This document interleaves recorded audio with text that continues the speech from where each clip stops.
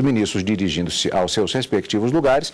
Vamos acompanhar, portanto, a sessão desta quarta-feira, que gera muita expectativa, ao vivo, direto do plenário. Sentar, por favor. Declaro aberta essa sessão ordinária do plenário do Supremo Tribunal Federal. De imediato, passo a palavra à senhora secretária para a leitura da ata da sessão anterior. Ata da 34ª sessão extraordinária, realizada em 20 de outubro de 2016. Presidência da senhora ministra Carmen Lúcia. Presentes à sessão os senhores ministros Marco Aurélio, Gilmar Mendes, Ricardo Lewandowski, Dias Toffoli, Luiz Fux, Rosa Weber, Teori Zavascki, Roberto Barroso e Edson Fachin. Ausente justificadamente o ministro Celso de Mello. Procurador-Geral da República, Dr. Rodrigo Janot Monteiro de Barros. Abriu-se a sessão às 14 horas, sendo lida e aprovada a ata da sessão anterior. Na ocasião, o plenário julgou vários processos. Indago dos senhores ministros se há alguma observação, anotação ou retificação a fazer na ata. Não havendo, declaro-a aprovada. Senhores ministros, informo a vossas excelências, estão presentes neste plenário os graduandos dos cursos de Direito das seguintes instituições de ensino: Faculdades Adamantinense Integradas, Adamantina de São Paulo e a Caixa de Assistência de São Paulo. Sejam todos muito bem-vindos, estamos muito honrados com a presença de todos os senhores. Para continuidade de julgamento, eu apregoo, indago da senhora ministra que está com vista, ministra Rosa Weber, se possa apregoar em conjunto os recursos. Presidente, pode... Eu, antes de passar a palavra, senhora ministra, senhores ministros, comunico a vossas excelências que recebi, na condição de quem elabora a pauta, um pedido da Confederação Brasileira de Aposentados e Pensionistas, que é amicus curiae, para o adiamento do julgamento. Entretanto, eu indeferi, e motivadamente, e basicamente por alguns motivos que apenas para dar ciência das razões. Em primeiro lugar, a pauta de julgamento deste plenário já data de alguns dias. A informação que foi trazida não altera a situação, não há razão plausível para modificação da pauta, ao contrário, é recomendável a conclusão do julgamento de todos os processos já iniciados. O Judiciário não pode condicionar suas pautas a processos em andamento. A prioridade, portanto, tem que ser aqueles processos, conforme me foi pedido desde o início da minha chegada, processos que já estão em tramitação, há uma longa pauta a ser cumprida, e a circunstância de haver diálogo com a sociedade sobre o tema relativo à reforma da Previdência não justifica que a atuação do Poder Judiciário tenha que ser interrompida a aguardar outras circunstâncias. Bem ao contrário, aqui parece que é até muito conveniente que a gente termine para sinalizar um entendimento do Supremo sobre os temas postos, se não fosse pelas razões processuais mesmos. Então, para a continuidade de julgamento... Apenas para referendar, e sem necessidade do referendo, mas para robustecer a ótica agora externada por Vossa Excelência. Sou o relator do recurso extraordinário 381-1367 e liberei esse processo para apreciação no plenário no dia 8 de maio de 2008.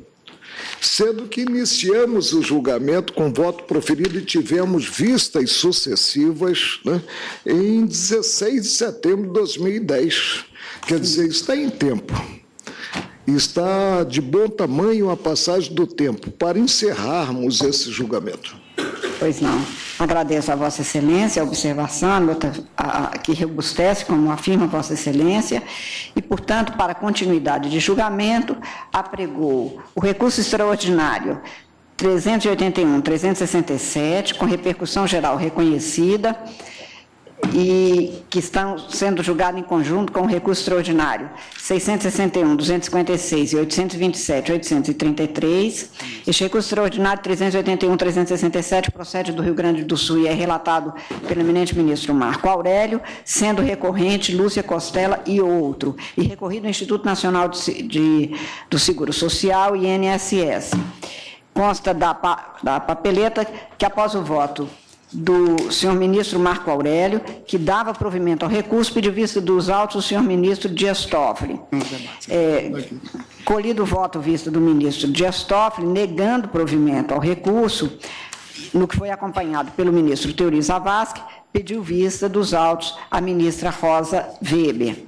Esta segunda decisão, a primeira, como o ministro acaba de afirmar, data de 16 de setembro de 2010, quando foi iniciado esse julgamento, e a segunda, no plenário de 29 de outubro de 2014. O segundo recurso é o 661, 256, procede de Santa Catarina, relatado pelo eminente ministro Roberto Barroso, sendo recorrente o Instituto Nacional do Seguro Social e recorrido Valdemar Roncalho.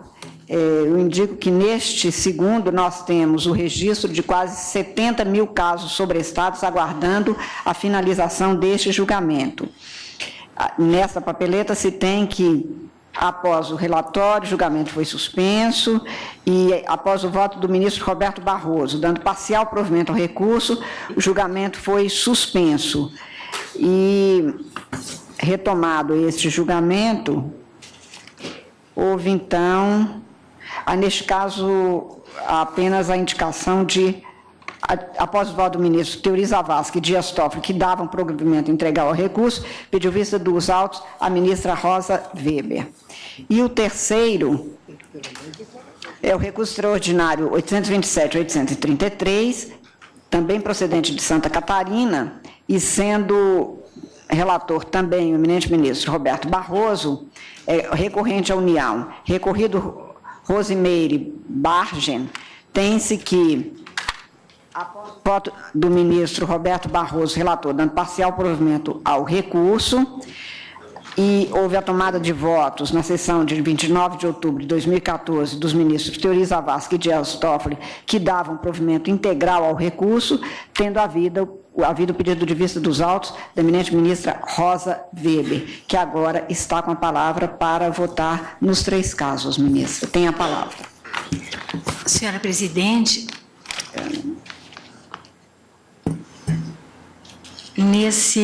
na verdade, eu pedi vista dos autos do processo que veicula o recurso extraordinário 661-256 de Santa Catarina, mas como os outros dois processos, recursos extraordinários, estavam a eles apensos, vieram também para um pedido de vista e se mostrou bastante oportuno esse pedido de vista, porque me permitiu verificar algumas peculiaridades de cada um desses feitos. De qualquer sorte, a repercussão geral, trata-se do tema 503, da repercussão geral, e esse tema 503 tem a seguinte definição: conversão de aposentadoria proporcional em aposentadoria integral por meio do Instituto da Desaposentação.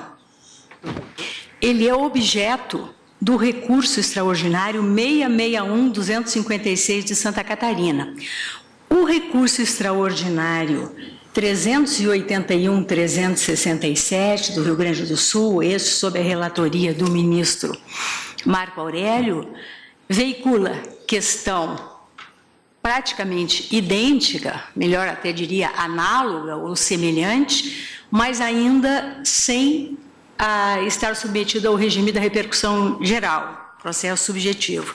E já o recurso extraordinário 827-833 sob a relatoria também do ministro Roberto Barroso, na verdade, do meu ponto de vista, diz com uma hipótese chamada de reaposentação. Embora exista muita divergência em doutrina e jurisprudência com relação a esses conceitos, de qualquer sorte, há uma situação peculiar, diversa, que eu procuro esclarecer no meu voto prefeito de definir, né, os meus acompanhamentos, considerada a posição dos relatores, ministro Marco Aurélio e ministro Luiz Roberto, e a divergência que foi aberta pelo ministro Teori Zavascki, e na mesma linha da divergência também aberta pelo ministro Dias Toffoli no processo sob a relatoria do ministro Marco Aurélio.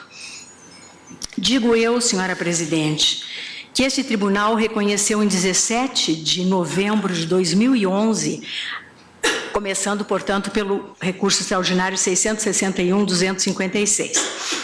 Reconheceu esse tribunal em 17 de novembro de 2011 a existência de repercussão geral da questão constitucional alusiva à possibilidade de renúncia a benefício de aposentadoria e subsequente utilização do tempo de serviço-contribuição que fundamentou a prestação previdenciária originária para obtenção de benefício mais vantajoso a partir do cômputo do tempo anterior e posterior à jubilação.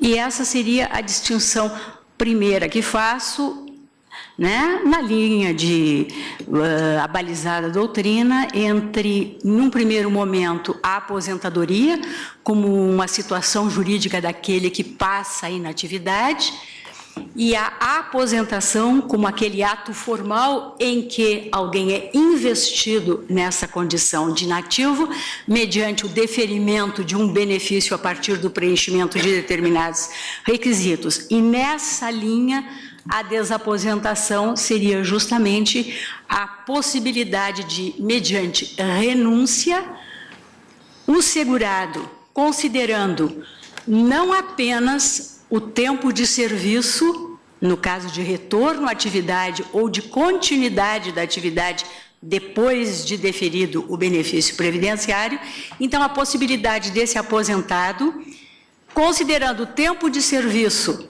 ou de contribuição anterior ao deferimento do benefício e o tempo de serviço, contribuição posterior a esta aposentação, diante do preenchimento dos requisitos de um novo benefício, vir a ele fazer jus, né? Essa seria a desaposentação. Já no caso da reaposentação, houve o deferimento de um benefício, do benefício da aposentadoria em função do preenchimento de requisitos legais, no caso que nós temos no 828.833, esse recurso extraordinário, a segurada aposentou-se por tempo de serviço-contribuição, mais de 30 anos, posteriormente ela voltou a trabalhar. E nesta atividade, com a contribuição previdenciária efetivada, ela implementou os requisitos de um novo benefício, o benefício por idade, porque já tinha mais de 15 anos de contribuição, 17 anos e pouco, e 70 anos de idade. Considerando que pela aposentadoria, por tempo de serviço, contribuição, ela recebia uma prestação mensal de R$ 1.200 aproximadamente, quando do ingresso da ação, e que, se aposentada fosse por idade, ela receberia uma mensalidade de R$ 3.200, ela entrou em juízo buscando cancelamento da aposentadoria por tempo de serviço contribuição e o deferimento desta nova aposentadoria. Então, nesse caso, por isso que, com base nessa doutrina, eu distingo que é a reaposentação, porque não se pretende o cômputo de tempo de serviço contribuição anterior e posterior ao primeiro benefício.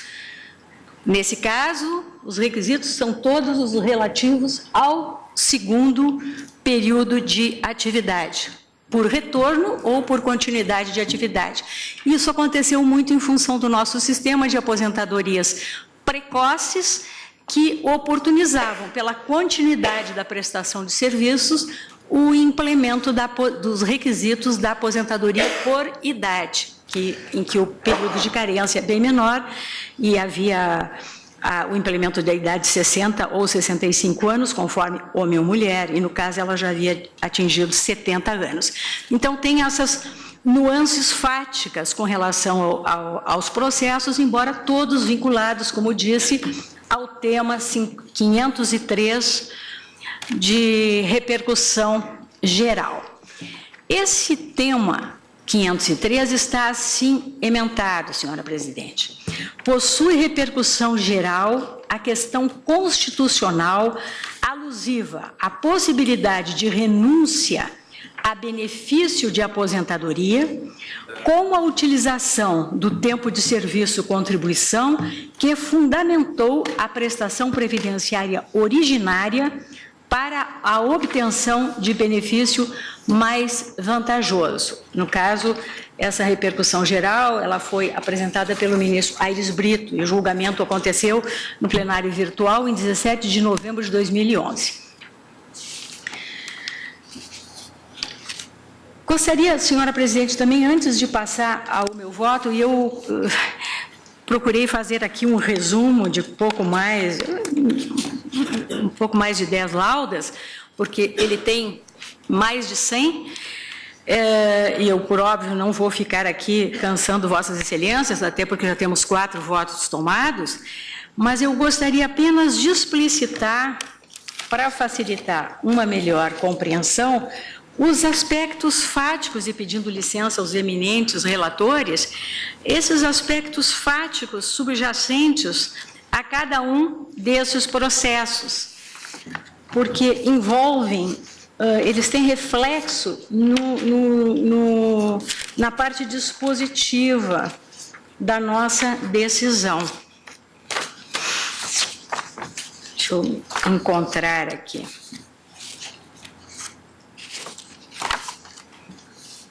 Procurei fazer uma síntese fática. O recurso extraordinário 381.367 do Rio Grande do Sul, da relatoria do ministro Marco Aurélio, ele foi interposto pelas seguradas numa ação ordinária previdenciária, ajuizada contra o INSS. Nela, essas autoras buscam declaração de inconstitucionalidade do artigo 18, parágrafo 2º da Lei 8213 de 91 e nova aposentadoria. A alegação de que, tendo se aposentado, eram 4 autoras, em novembro de 94, junho de 94, abril de 97 e agosto de 95, pela aposentadoria por tempo de serviço-contribuição, que elas permaneceram exercendo atividade laboral, ainda até meados na época do ano de 2000, pelo que entendiam fazer jus à contraprestação em forma de benefício ante o recolhimento de contribuição previdenciária após a jubilação.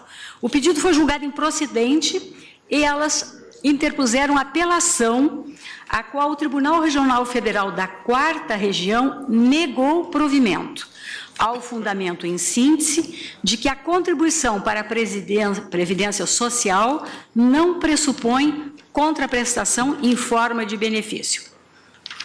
Interpuseram, então, as autoras, recurso extraordinário. O parecer do Subprocurador-Geral da República foi no sentido do não conhecimento do recurso.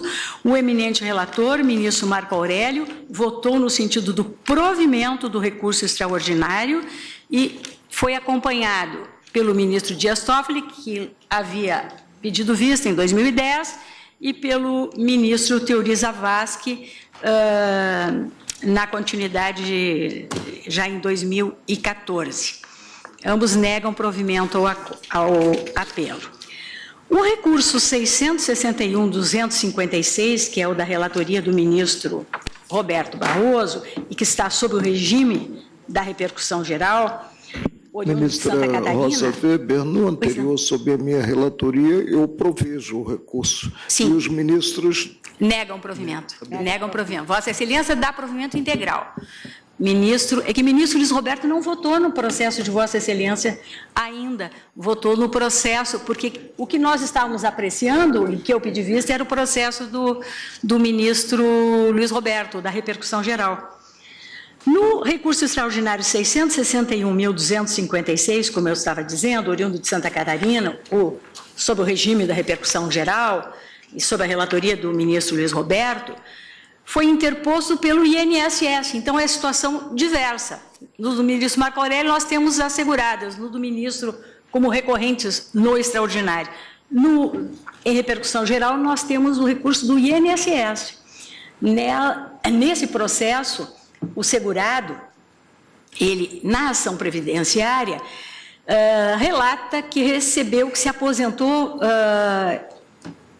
que teve a ele deferida aposentadoria especial em outubro de 1992, após 27 anos de contribuição, e que permaneceu em atividade remunerada, promovendo as respectivas contribuições previdenciárias. Por isso é que lá em 2006, sobre repercussão geral, ele ajuizou a ação para que o seu benefício por tempo de serviço especial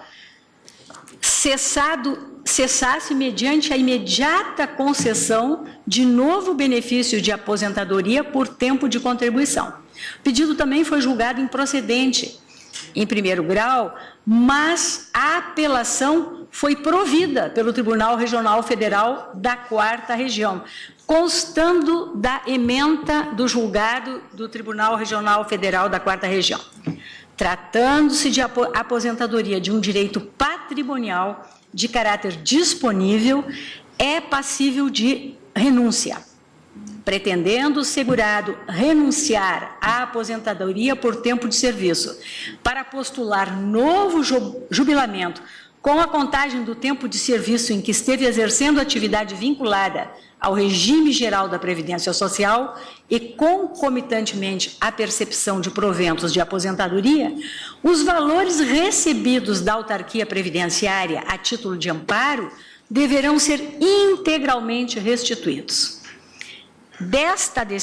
Esta decisão desafiou recurso especial da autarquia, a que a relatora do processo no Superior Tribunal de Justiça monocraticamente negou seguimento pela consonância com a jurisprudência daquela casa, e recurso especial do segurado, a que o STJ, via esta mesma decisão monocrática, deu provimento parcial para assegurar o direito de renúncia à aposentadoria de que é titular, sem a necessidade de devolução dos valores recebidos quando em gozo desse benefício.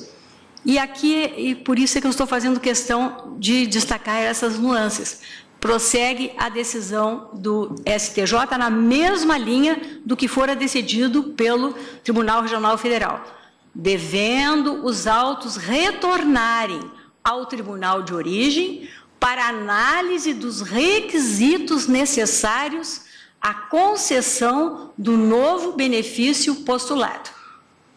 Contra esta decisão foi manejado agravo regimental do INSS, e a 5ª turma, então, do STJ, a ele negou provimento, ao entendimento de que, aspas, as razões apresentadas no presente recurso em nada contribuem para modificar o entendimento firmado no decisório agravado, fundamentado que restou na sólida jurisprudência desta Corte, no sentido de que, por se tratar de direito patrimonial disponível, o segurado pode renunciar à sua aposentadoria com o propósito de obter benefício mais vantajoso no regime geral da Previdência Social ou em regime próprio de previdência, mediante a utilização de seu tempo de contribuição, sendo certo ainda que tal renúncia não implica devolução dos valores percebidos.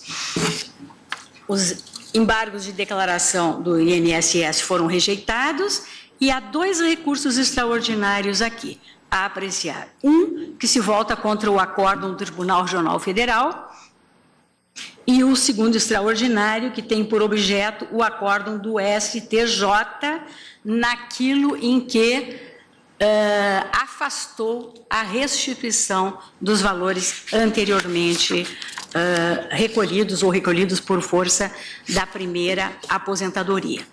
Aqui eu vou fazendo relatos que eu vou omitir, senhora presidente, digo que o parecer do Ministério Público é no sentido do provimento de ambos os recursos extraordinários, de modo a se anularem o acórdão do Tribunal Regional Federal da 4ª Região, que concedeu a melhora da aposentadoria aos autores, e o julgado do STJ, que os dispensou de restituir ao Poder Público Federal as quantias auferidas em razão da aposentadoria menos vantajosa, ou caso superada, porque o fundamento do parecer do subprocurador-geral Odin é no sentido da necessidade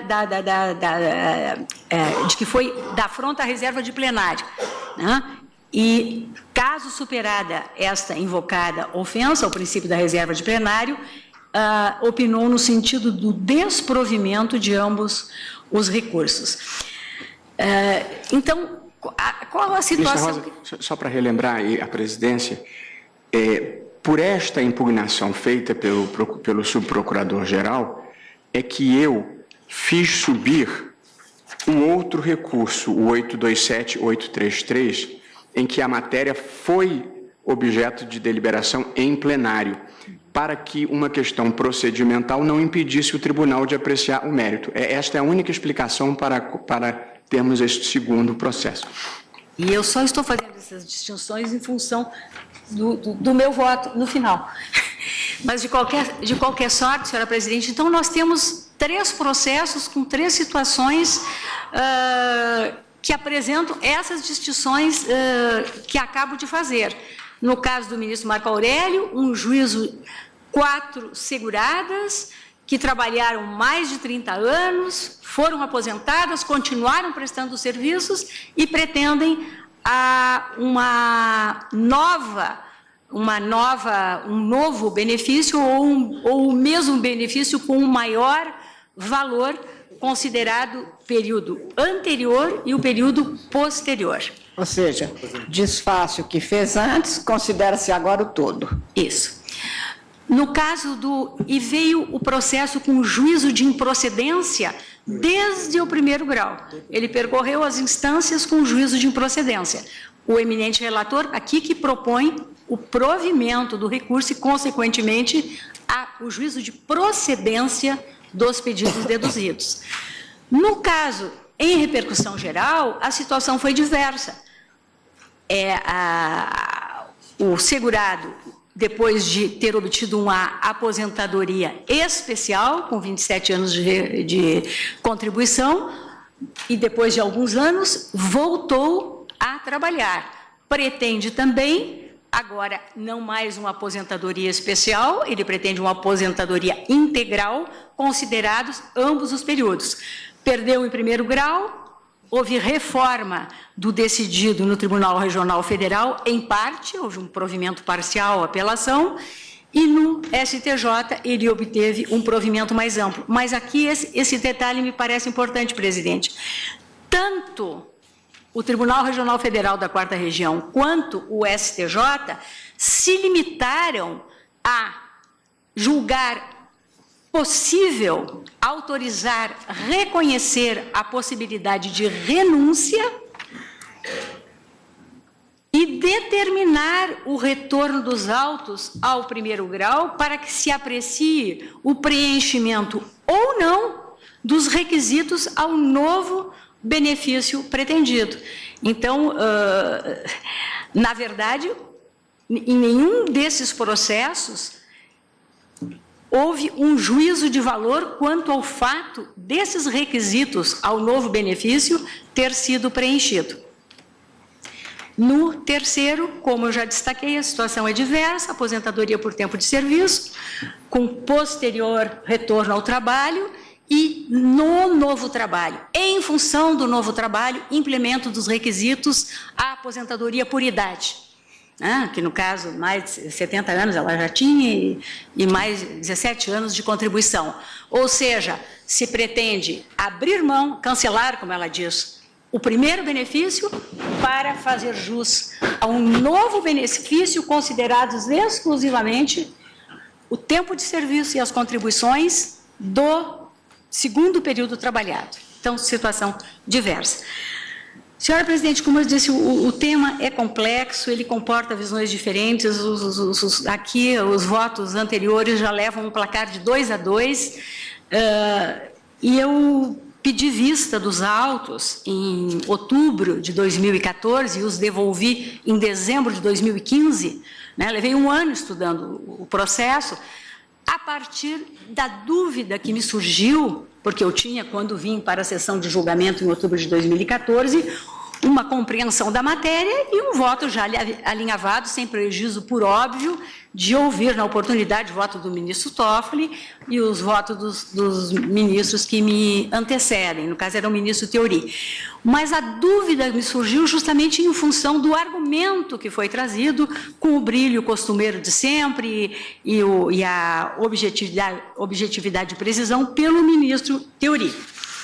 Então, senhora Presidente, nesse resumo que fiz após essa explanação acerca da situação fática e distinções dos processos, eu vou procurar responder aquelas, na minha visão, pela minha ótica, aqueles óbices que foram opostos, né, ao voto do ministro Luiz Roberto Barroso, onde dava provimento parcial ao recurso extraordinário e talvez, se o ministro Luiz Roberto me permitir, para facilitar a todos, eu releio a ementa do voto do ministro Luiz Roberto, para que a situação fique bem esclarecida ou relembrada. Leio, então, a ementa do ministro Luiz Roberto. Previdência Social, regime geral, possibilidade de desaposentação, normas aplicáveis. O regime geral da Previdência Social, aplicável a todos os trabalhadores da iniciativa privada, é informado por mandamentos constitucionais que incluem o equilíbrio financeiro e atuarial, a isonomia entre os segurados e a justiça intergeracional.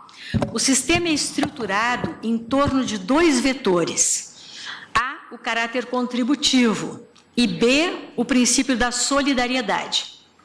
A solidariedade decorre, entre outros fatores, do modelo de financiamento, que abrange não apenas as contribuições dos empregados, mas também dos empregadores, além de recursos orçamentários e outras fontes de custeio. O caráter contributivo resulta do pagamento de contribuições pelos empregados em troca de coberturas a serem fornecidas pelo sistema, que incluem a percepção de proventos com base no tempo e no valor das contribuições.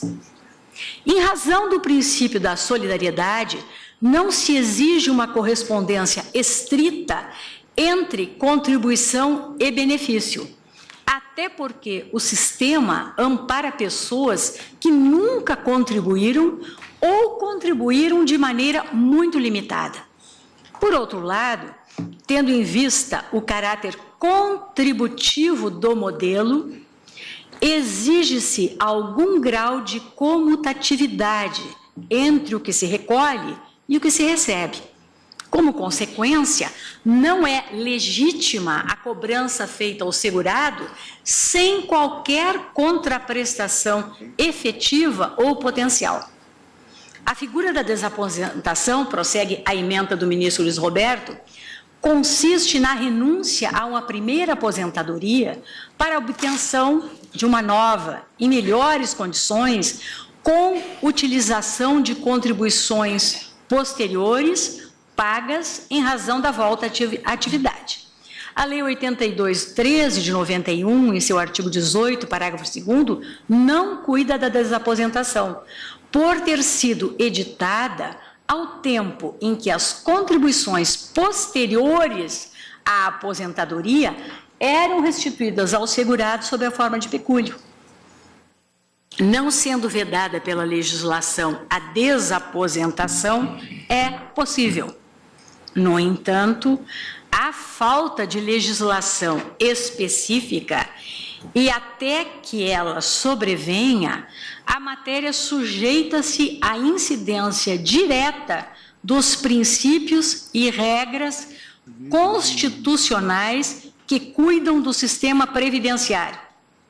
Disso resulta que os proventos recebidos na vigência do vínculo anterior precisam ser levados em conta no cálculo dos proventos no novo vínculo, sob pena de violação do princípio da isonomia e do equilíbrio financeiro e atuarial do sistema.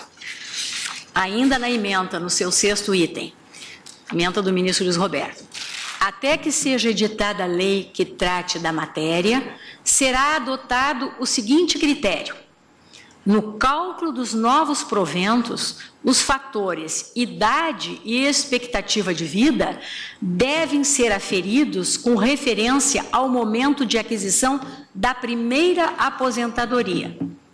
Tal interpretação se impõe em razão da finalidade de tais fatores à luz do sistema constitucional, graduar o valor pelos benefícios em função do tempo estimado de permanência do segurado no sistema. Do contrário, o servidor desaposentado receberia benefícios por prazo muito maior do que os outros segurados com a mesma idade e o mesmo tempo de contribuição. Tal solução, item 7º, destina-se a colmatar uma lacuna existente no sistema jurídico em relação à desaposentação. Por essa razão, somente será aplicada 180 dias após a publicação do presente acordo. Nesse intervalo, se os poderes legislativo e executivo entenderem que devam prover diferentemente acerca da matéria, observadas as diretrizes constitucionais aqui traçadas, o ato normativo que venham a editar deverá prevalecer. Recursos extraordinários, a que se dá provimento parcial, assentando-se a validade da desaposentação, observada a condição enunciada no item anterior. Ou seja, eminente ministro Luiz Roberto valida a desaposentação, apenas estabelece critérios que implicam no atendimento dos princípios constitucionais que regem o sistema, em especial a isonomia, na minha compreensão.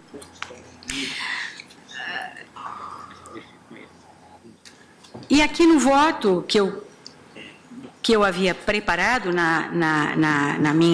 no meu resumo, especificamente neste ponto, eu estava me reportando, senhora presidente, ao que já fiz anteriormente, no sentido de assentar que eu visualizo a aposentadoria como essa situação jurídica inaugurada pelo ato da aposentação e que implica o deferimento do benefício diante do preenchimento dos requisitos legais, a conferir ao segurado a condição de inativo, né, e fazendo o registro, e por isso é que eu retorno ao tema, em especial ao magistério de Fábio Zambit Ibrahim, no seu curso de Direito Previdenciário, e de Vladimir Novaes Martinez, na sua monografia Desaposentação. Mas no meu voto eu trago a posição de inúmeros doutrinadores e também as posições jurisprudenciais quanto ao tema, mostrando que não há absoluta,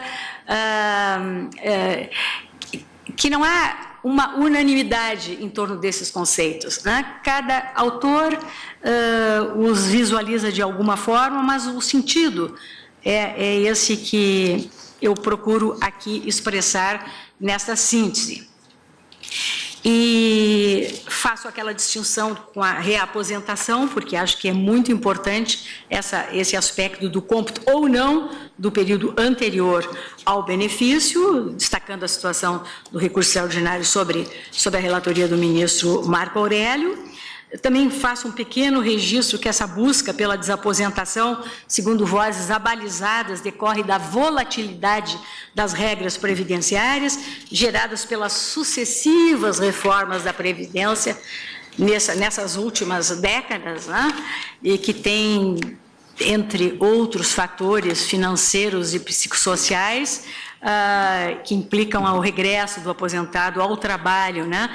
E, sobretudo, destacando esse aspecto que foi muito enfatizado pela União, pelo INSS, do nosso sistema, a permitir uma aposentadoria precoce, sem idade mínima, e que gera essas situações. Ainda que nesses processos que eu tenho examinado, todos eles estão com, hoje, quase 80 anos e com mais praticamente 40 anos de contribuição.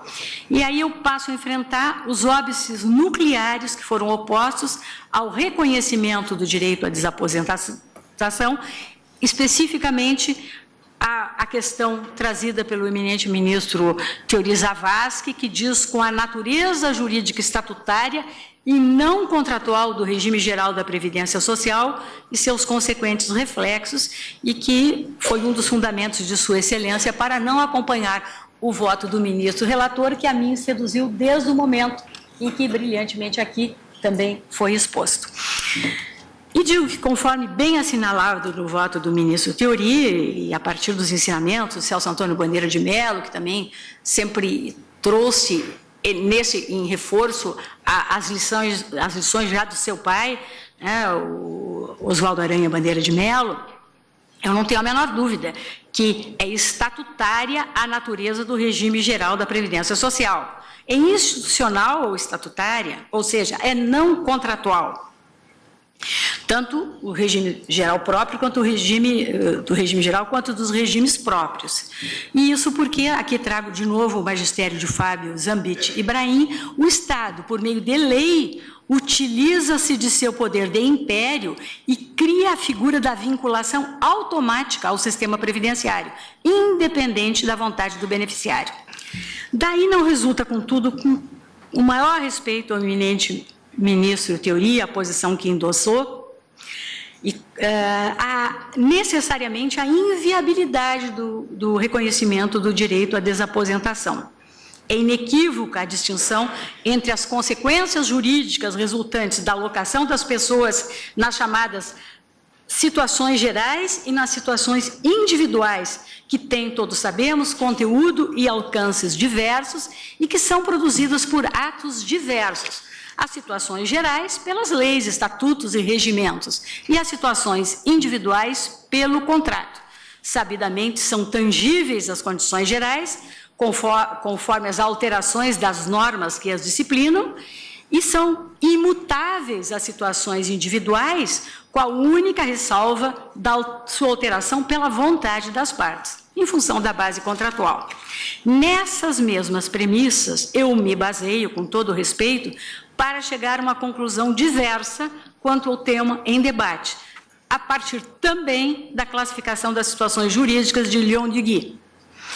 Parto do conceito de situação jurídica, e na esteira aqui do magistério lembrado, e na mesma linha de Celso Antônio, que a situação jurídica é o conjunto de direitos e obrigações de que uma pessoa pode ser titular, e da classificação que as distingue a essas situações jurídicas como situação geral, que é impessoal, regulamentar, estatutária ou objetiva, em que determinado seu conteúdo por disposição geral, e a outra classificação em situação individual, pessoal ou subjetiva, em que determinado contratualmente o seu conteúdo.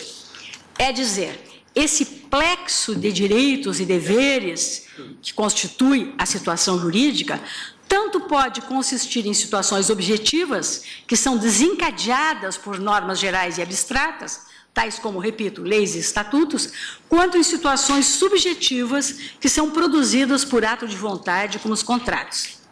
Diferentemente do que ocorre nas situações individuais, aquelas frutos do contrato, em que um mesmo ato cria e investe as pessoas em certa situação jurídica, subjetiva, nas situações gerais, que aqui nos interessa, um ato, que é o ato-regra, e como tal, ato-regra, se enquadram doutrina, ainda, segundo o magistério de Celso Antônio, doutrina, lei, regulamento, estatuto, regimentos, e ele invoca também as convenções coletivas de trabalho.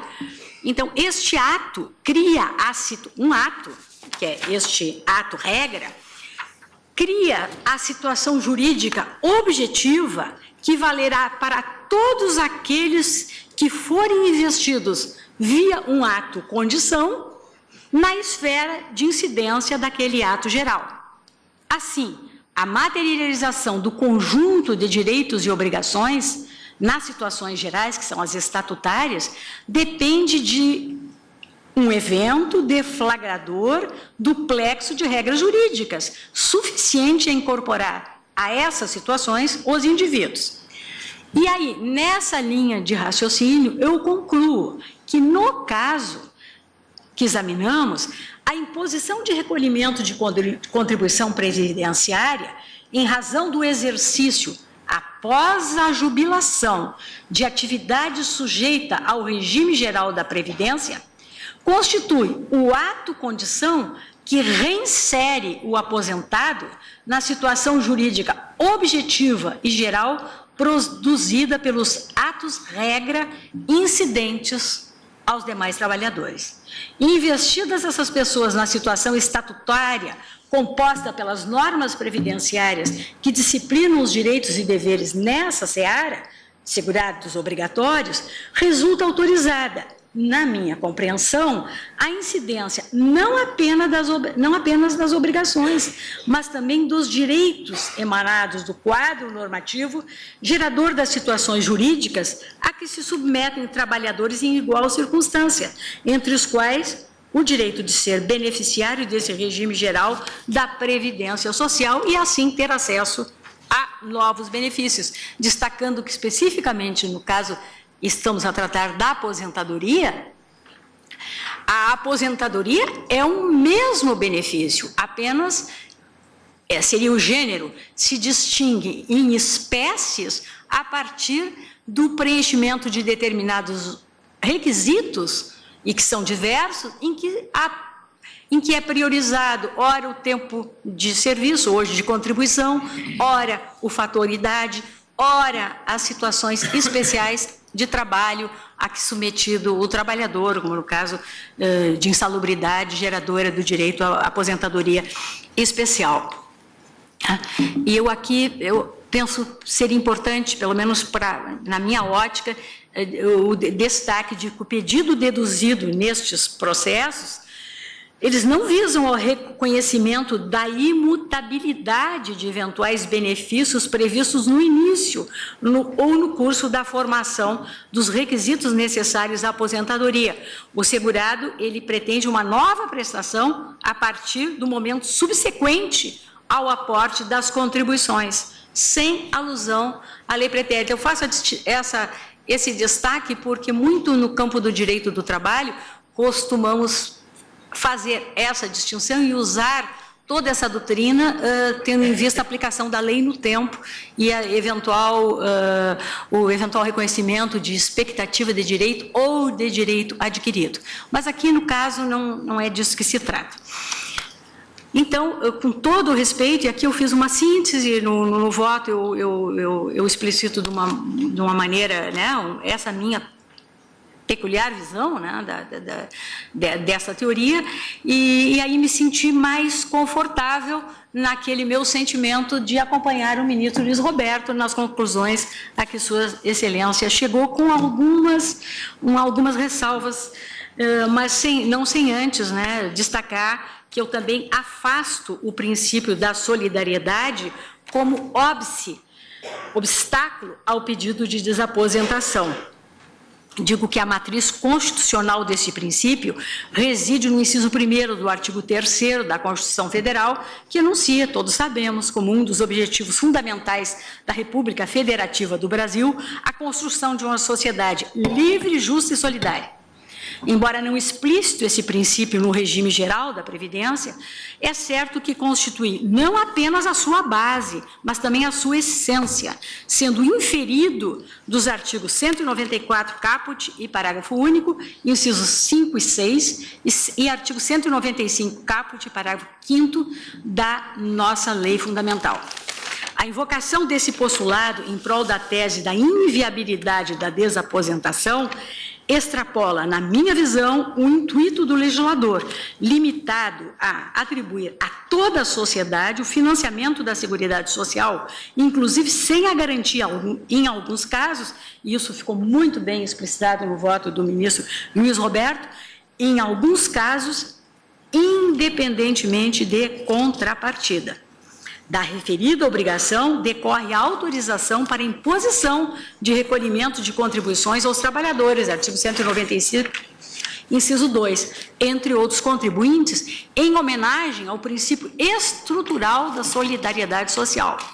Conquanto certo que nem todos os contribuintes façam jus a prestações ou serviços da Previdência, é igualmente certo que aos segurados obrigatórios, a lei, pautada na concepção de seguro, aspas, concede em contrapartida benefícios e serviços quando presentes os requisitos para a concessão, fecho aspas, pelo que são beneficiários do regime previdenciário. Esses segurados obrigatórios contribuem, portanto, porque, em sendo contributivo o sistema, precisam fazer jus à cobertura de eventuais contingências, sendo sua contribuição constitutiva de um direito à proteção e, concomitantemente, expressão da solidariedade de cada um com os demais. Aqui eu estou citando doutrina e identificada no voto com a fonte.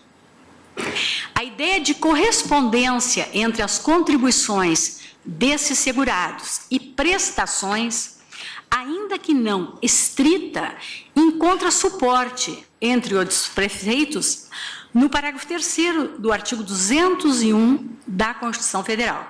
O teor desse dispositivo constitucional evidencia ter sido reservada à lei tão somente a forma de atualização dos salários de contribuição, já estabelecida no texto constitucional a consideração de tais salários no cálculo de benefício previdenciário a ser concedido pelo regime. O salário de contribuição, sob o viés desse preceito constitucional, há de compor as parcelas cujo cálculo resultará no salário do benefício, que substituirá a renda do trabalhador. Aqui eu estou me valendo também de abalizada doutrina perfeitamente identificada no voto. A filiação à Previdência, portanto, é vínculo jurídico que gera direitos e obrigações recíprocos, sendo a contrapartida a ela inerente uma regra de mão dupla. E aqui é interessante, esse aspecto também tinha me chamado a atenção, é que não há correspectividade, ou seja, são relações jurídicas absolutamente distintas à relação de custeio, né, que tem nos seus polos, de um lado, a autarquia de previdência e como beneficiária das contribuições, né, relação jurídica de natureza tributária, e do outro lado, União, enfim, os entes públicos e também os empregadores e trabalhadores, né, tem esses polos. Essa relação de custeio, ela não se confunde com a relação de previdência social, inclusive pelos polos distintos que ostenta, porque aí de um lado nós temos a pessoa do segurado, que se torna um sujeito de direitos, né, podendo buscar, junto à autarquia de previdência, aqueles serviços e aquelas prestações a que faça jus. Mas, enfim, também não é capaz de rechaçar esse direito o chamado financiamento de gerações, aspecto que foi invocado, né, pela autarquia e pela União, aspecto intrinsecamente ligado ao princípio da solidariedade. O fato de os trabalhadores que se aposentam participarem do custeio do sistema previdenciário e, consequentemente, do pagamento dos benefícios dos atuais inativos, abriga-os na cobertura mútua que concretiza a justiça intergeracional, pelo que merecerão receber da geração futura a proteção que hoje asseguram os inativos. Da mesma forma, na minha visão, não constitui obstáculo ao acolhimento do pleito os fundamentos da ADI 3.105, porque debatida naquela ação a constitucionalidade da imposição de contribuição previdenciária sobre os proventos de aposentadoria e as pensões dos inativos do serviço público, não alcançada assim a questão da referibilidade em relação às contribuições previdenciárias vertidas pelos aposentados do regime geral em razão do retorno à atividade ou da continuidade da atividade laboral submetida a esse regime. Aí eu sigo tecendo algumas considerações sobre, explicitando o objeto da ADI 3.105, né, dizendo que não decorre desse dispositivo, no caso, o parágrafo 18 do artigo 40 da Constituição Federal, e sim dos artigos 12, parágrafo 4º da Lei 82.12, de 91, e artigo 11, parágrafo 3º da Lei 82.13 de 91, a contribuição imposta aos aposentados pelo regime geral, por força do retorno ao trabalho.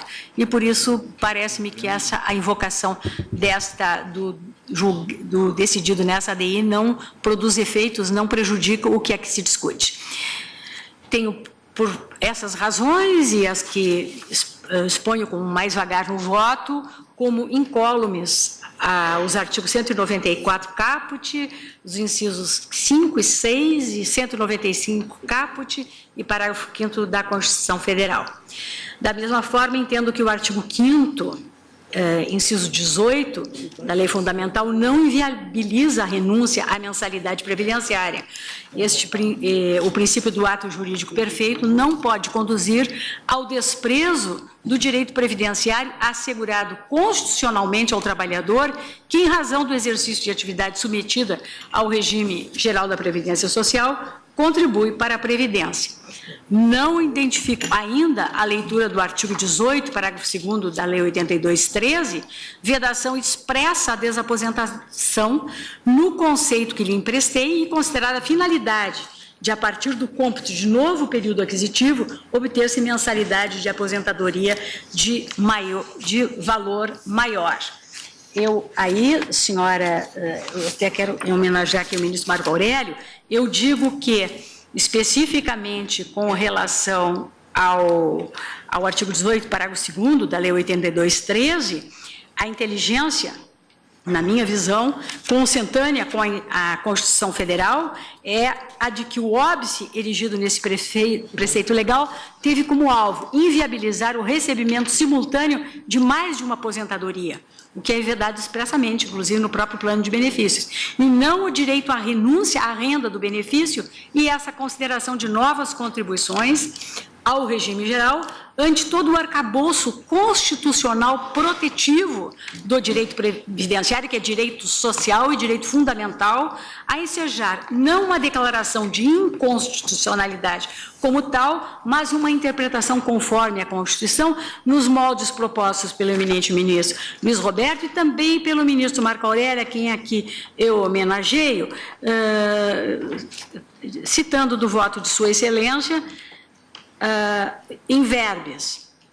Essa conclusão não resulta na necessidade de declarar-se inconstitucional o parágrafo 2º do artigo 18 da Lei 82.13 de 91, mas em emprestar-lhe alcance consentâneo com a Carta Federal, ou seja, no sentido de afastar a duplicidade de benefício, mas não o novo cálculo de parcela previdenciária que deva ser satisfeita. Retirei esse excerto do voto de Sua Excelência. Com absoluta fidelidade.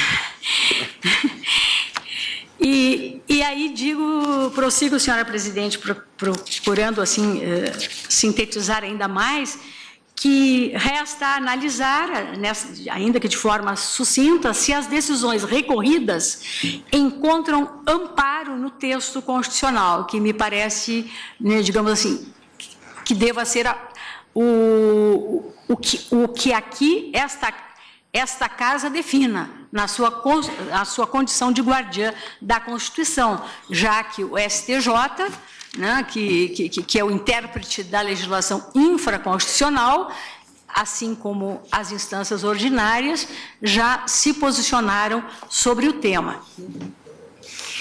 Digo eu que o direito à previdência social é um direito fundamental, arrolado entre os direitos sociais, integra a ordem social, a qual tem como base o primado do trabalho.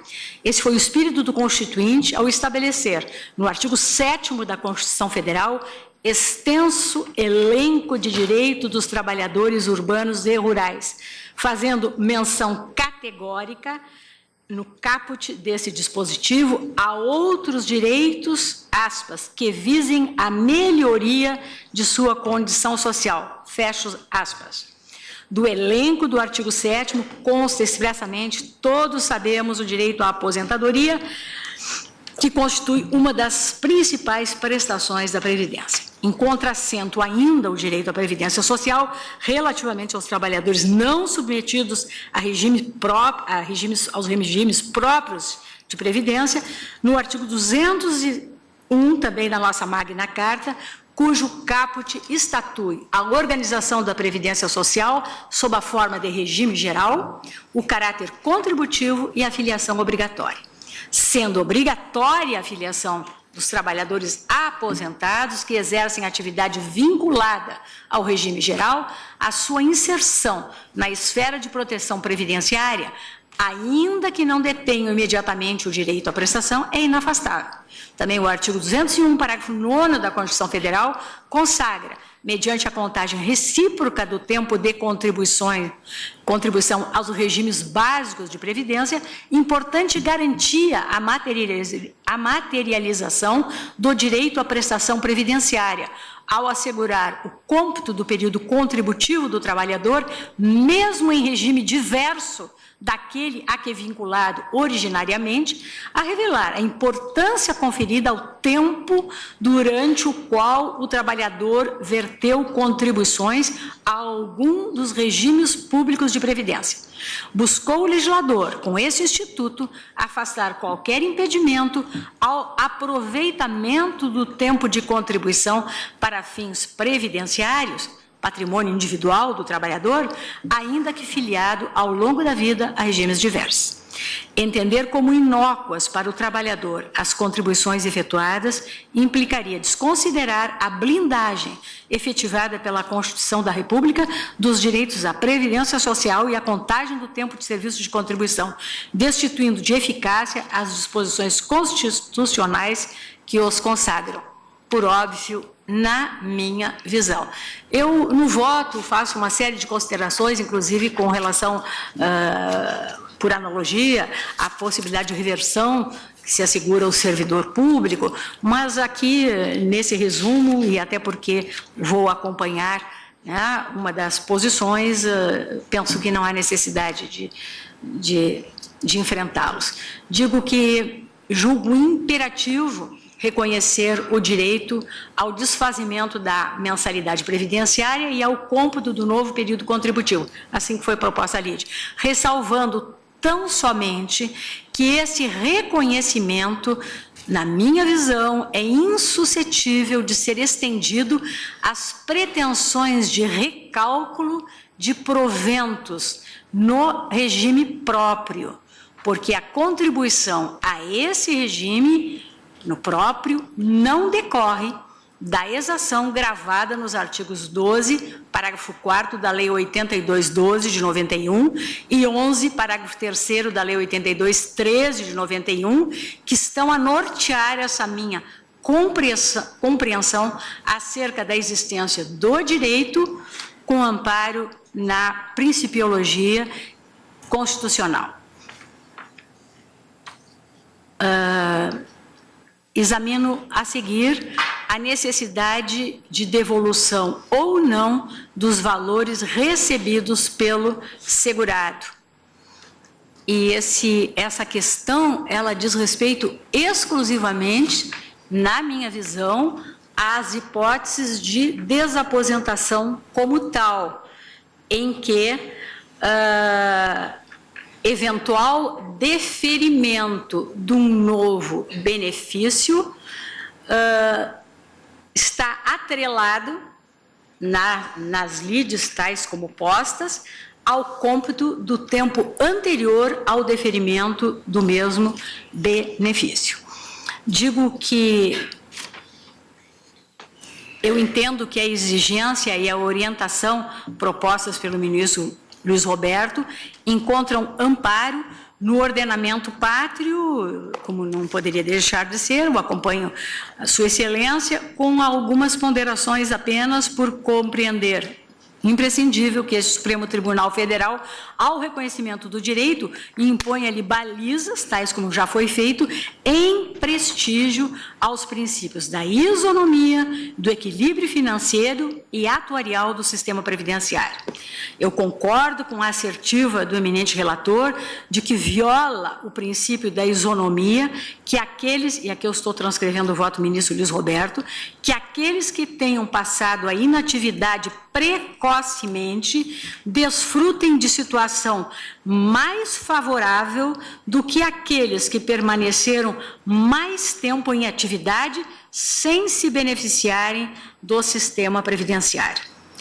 Efetivamente, assim como reputei não isonômico o valor diferenciado atribuído às contribuições previdenciárias recolhidas por trabalhadores alocados em contextos contributivos idênticos, também tenho como não isonômica a possibilidade de que trabalhadores submetidos ao mesmo regime, vinculados muitas vezes ao mesmo empregador, recebam da autarquia previdenciária, em iguais circunstâncias jurídicas, retribuições diferentes a depender da opção ou não pela desaposentação. Tal situação efetivamente acarretaria ofensa ao princípio da isonomia, artigo 5º caput da Constituição, entre os trabalhadores que se aposentaram precocemente e aqueles que permaneceram prestando serviços. Essa compreensão atende ao que do Dworkin denomina a decisão de princípio, sobre que direitos as pessoas têm sobre nosso sistema constitucional, a qual se contrapõe às decisões políticas sobre como se promove melhor o bem-estar geral. Na visão de Dworkin, o tribunal deve tomar decisões de princípio, elaborando e aplicando a teoria substantiva da representação, extraído do princípio básico de que o governo deve tratar as pessoas como iguais.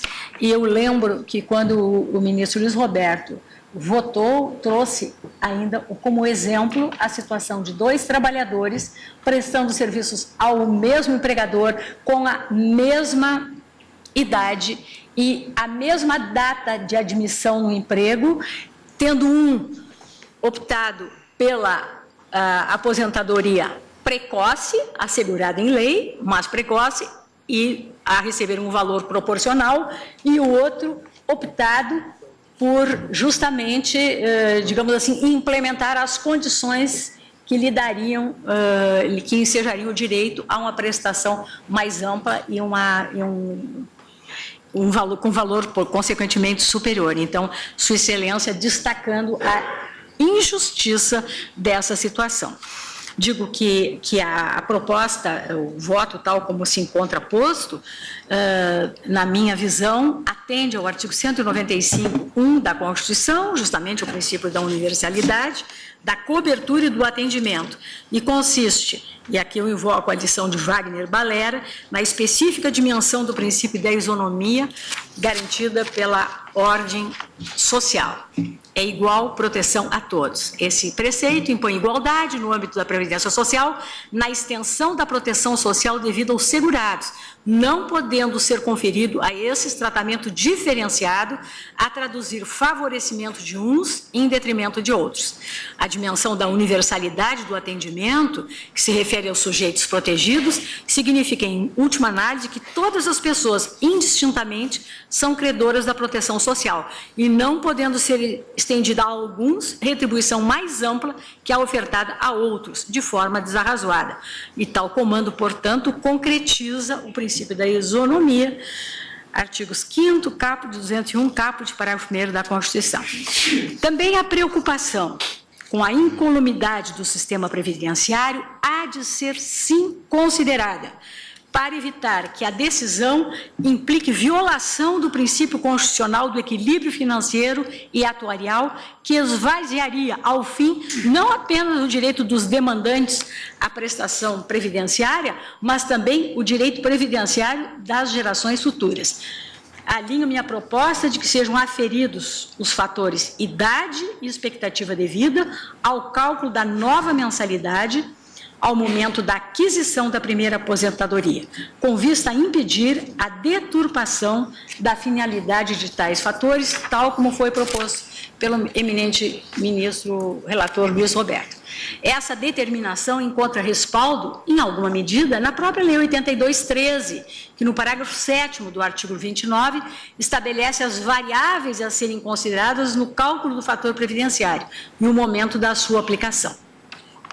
A definição de desaposentação referi-me à compreensão segundo a qual esse instituto não implica renúncia ao benefício em si, que permanece íntegro, embora inerte. O que pretende o requerente é a sustação dos seus efeitos jurídicos, pagamento das mensalidades.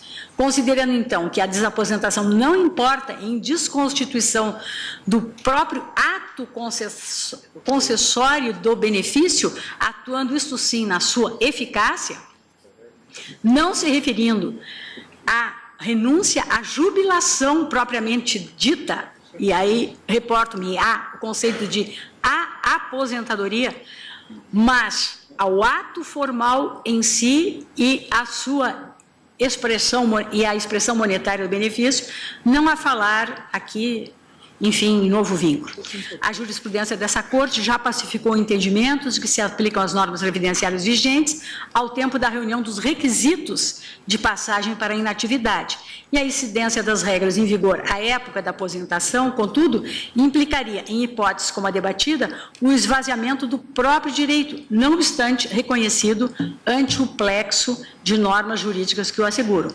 Para, então, não se viabilizar o direito fundamental à previdência social, é de ser autorizado o recálculo da mensalidade, com base na legislação invocada, aferindo-se a variável tempo de contribuição na oportunidade em que complementado o segundo período contributivo e as demais variáveis, idade e expectativa de sobrevida do segurado, no momento determinado por essa lei, a saber, aquele em que firmado o ato concessório, único em tais casos da prestação previdenciária. Coincide tal momento, assim como aquele indicado pelo eminente relator.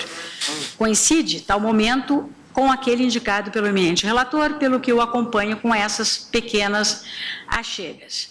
Então, daí resulta, senhora presidente, que no caso concreto, no caso do recurso extraordinário 661-256, assim como o relator, e ainda enfrentando a questão como mérito recursal, por isso não o faço sob a forma de preliminar, eu rejeito a arguição de nulidade dos acórdãos, né, do STJ e do Tribunal Regional Federal da 4ª Região, e o acompanho no sentido do provimento parcial ao recurso extraordinário, o que implica no reconhecimento do direito à renúncia, na convalidação do comando de retorno dos autos à origem, para que, então, se aprecie o direito ou não ao novo benefício requerido, e aí que fica uma situação delicada, mas não afasta, por óbvio, que a verificação, uma vez verificado o preenchimento dos requisitos do novo benefício requerido, o seu deferimento haverá de observar as condicionantes que foram previstas no voto do ministro Roberto Barroso. Que estão previstas, né, que estão contempladas no voto do Luiz Roberto, a que eu adiro. Então, Vossa Excelência dá parcial provimento nesses dois.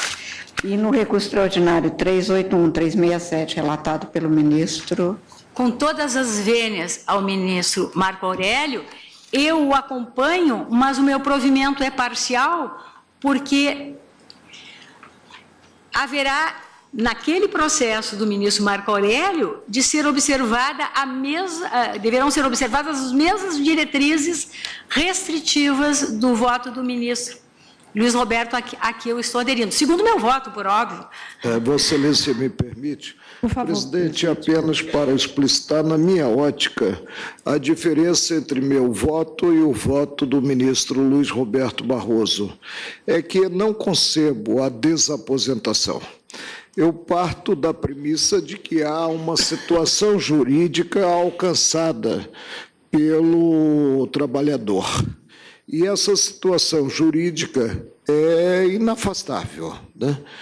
Então, não cogito da devolução de valores recebidos, da renúncia à aposentadoria pretérita. Qual é o instituto que assentei ao votar?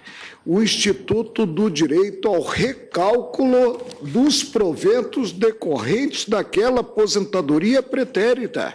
Prevalece, portanto, a aposentadoria apenas com recálculo dos valores. Minha premissa é única, inclusive encerra o afastamento do enriquecimento sem causa. É que a lei que versa a situação previdenciária do trabalhador que retorna depois de aposentado ao mercado de trabalho, né, versa contribuição idêntica à contribuição do trabalhador, como se ele estivesse iniciando a vida profissional, a relação jurídica mantida com a Previdência. Mas aí, ao cogitar dos benefícios, em que pese a mesma alíquota alusiva à contribuição, apenas cogita do salário família e do auxílio reclusão.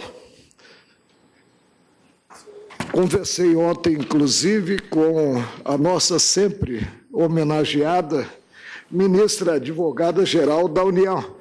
E com essa espontaneidade que norteia os meus passos como juiz, eu disse que seria o caso, então, de se ter cogitado de uma percentagem que implicasse equilíbrio quanto aos benefícios, não daquela a percentagem que diz respeito aos trabalhadores em geral em início de relação jurídica com a Previdência.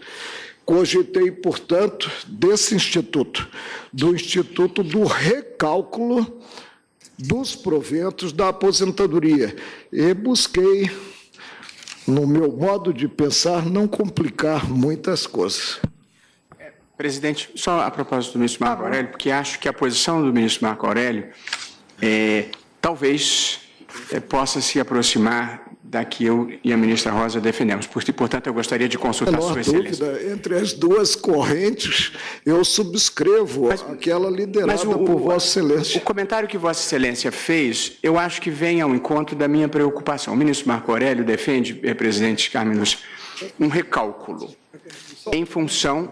Porque para o ministro Marco Aurélio não há desaposentação. Isso eu fujo à problemática da renúncia, fujo à problemática da devolução de valores. Mas então, o ministro Marco Aurélio defende a ideia do recálculo.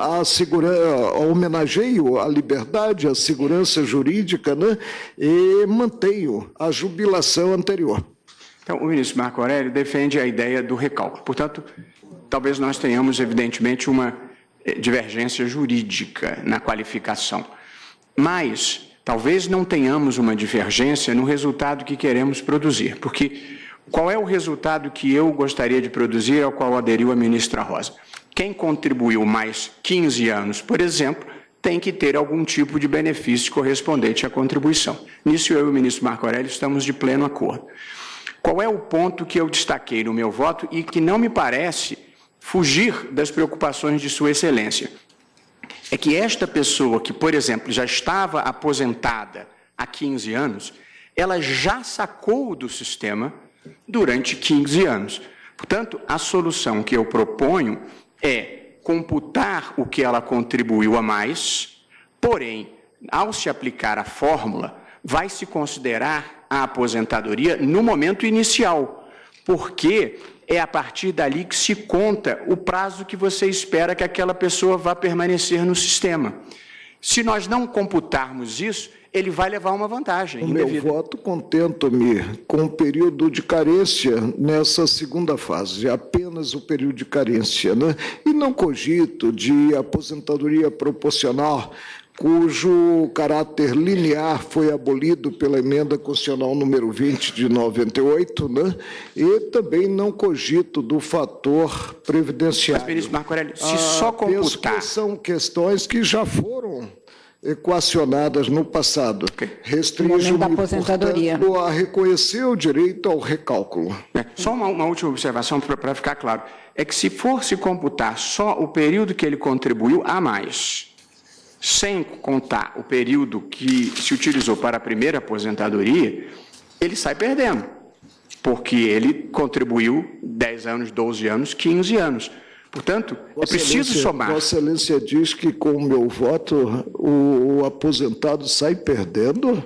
Se ele não puder somar com a posição anterior... Não, ministro, eu pego a situação jurídica gerada pela aposentadoria e, em cima dessa situação jurídica, considerado esse novo período de contribuição e observado também o de carência, determino o recálculo. Entendi. Situação mais favorável, né, Mas sem ao computar... aposentado não pode haver. Mas sem computar o que ele já sacou, ou o que ele já recebeu. Não, eu não adentro esse questionamento, porque penso que ele logrou uma situação jurídica aperfeiçoada, né?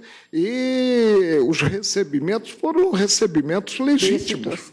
Por isso, porque o ministro não cogita da desaposentação. Para ele mantém-se aquela aposentadoria, ato jurídico perfeito, e recalcula... Eu acho que no recálculo tem que levar em conta o que ele já recebeu, mas já entendi e pensamos nesse ponto diferente. Mas de qualquer Agora, sorte... o que eu quero tornar extremo de dúvidas é que não há ótica mais favorável do que a retratada em meu voto, considerada a posição do trabalhador. E, presidente, continuo acreditando que não procede o veso popular de se assentar que a corda estoura do lado mais fraco. Não. Agradeço a Vossa Excelência, a ministra Rosa Weber, pelo voto e ouço o voto do ministro Edson Fachin. Senhora presidente, muito obrigado. Eminentes pares, eminentes relatores, ministro Marco Aurélio, ministro Luiz Roberto Barroso, eminente ministra Rosa Weber, que acaba de apresentar voto vista, né, nessa matéria. E gostaria de dizer inicialmente, senhora presidente, que vou juntar declaração de voto que estou alcançando a Vossas Excelências e que contém as conclusões que cheguei do exame desta matéria. Mas antes de apresentar a síntese, me permito dizer, apenas para registro em termos de cumprimento das normas regimentais, que como aqui não me encontrava no momento em que esse julgamento principiou, fui examinar a matéria, os autos, verificar as sustentações orais e todos os debates travados para me inteirar do tema e, portanto, me declaro em condições de examinar a matéria como fiz e proferir o voto. Nesse sentido, creio que é desnecessário repisar o sentido e o alcance dos 3 recursos extraordinários, um deles, o 381, 367, da relatoria do eminente ministro Marco Aurélio, em repercussão geral, e os outros 2, 661, 256 e 827, 833, da relatoria do ministro Luiz Roberto Barroso. A questão de fundo parece-me estar na ideia da qualificação jurídica da contrapartida, das contribuições que são vertidas pelo segurado aposentado quando ou permanece no trabalho ou retorna ao trabalho. Esta realidade que se deu após a aposentadoria recebeu, portanto, o conceito de desaposentação. O ministro Marco Aurélio trouxe a solução que acaba de repisar. Os diversos argumentos constam do voto de Sua Excelência, bem como a solução apresentada pelo ministro Luiz Roberto Barroso. à luz dos argumentos lançados, tanto os argumentos lançados pelos segurados, como pelos entes públicos, que, na declaração de voto, faço uma síntese e aqui me excuso de ler. A divergência foi aberta pelo ministro Teori Zavascki, no que foi acompanhado pelo ministro Dias Toffoli, e a ministra Rosa Weber acabou agora, de modo, como sempre, acutíssimo, fazer a síntese de todos os votos, nomeadamente das 3 posições, e apresentando a percepção de Sua Excelência. Eu vou, portanto, fazer agora a síntese do voto, dizendo que levei em conta os votos conhecidos até o início desta sessão. Agora acabo de aurir o sentido e o alcance do voto da ministra Rosa Weber, mas estou tendo como próximo uma adesão, digamos, substancial à posição do ministro Luiz Roberto Barroso. E, ao fazer essa exposição, senhora presidente, estou tomando a liberdade, que são um certo ousio, de dizer que vou dissentir em parte das 3 posições até agora apresentadas, embora irei me aproximar de uma delas, mas há algum dissenso, como irei expor em seguida, e digo em síntese o seguinte: ao Poder Judiciário não é reconhecida a possibilidade de majoração de benefício previdenciário sem que se observe o princípio da reserva legal, tal como disposto na Constituição para o regramento dessa espécie de prestação social. Estou tomando o que assentou o ilustre ministro Celso de Mello, nosso decano, no julgamento do recurso ordinário 567-360, em sede de embargos de declaração, firmando que essa orientação, que consagra a advertência de que o princípio constitucional da reserva de lei formal traduz limitação ao exercício da atividade jurisdicional do Estado, essa orientação, de Sua Excelência, acha-se consubstanciada em inúmeros julgamentos proferidos no âmbito deste Supremo Tribunal Federal, e no julgamento que trago à colação, o ilustre ministro Celso de Mello faz as referências que aqui também reproduzo.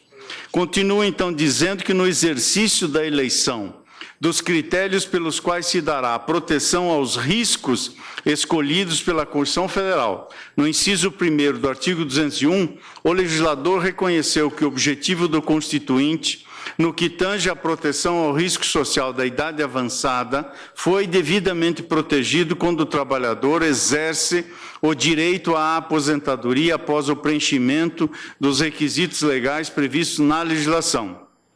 Previu, portanto, em meu modo de ver, legitimamente, no parágrafo 2º do artigo 18 da Lei 8.213 de 1991, que outro benefício não seria concedido, à exceção do salário família e da reabilitação profissional, pois a finalidade principal do regime geral, que é a proteção do trabalhador aos riscos da atividade laborativa, já teria sido atingida com a concessão da aposentadoria. Nada obstante, e aqui quiçá uma divergência pontual em relação à divergência, nada obstante, entendo que alterar esse panorama é possível, mas pela via legislativa.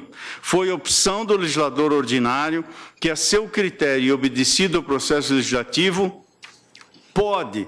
a opção do legislador ordinário pode conceder ou pode obstar um dado benefício previdenciário, no caso, a possibilidade de renúncia ao benefício nos termos da lei e da Constituição.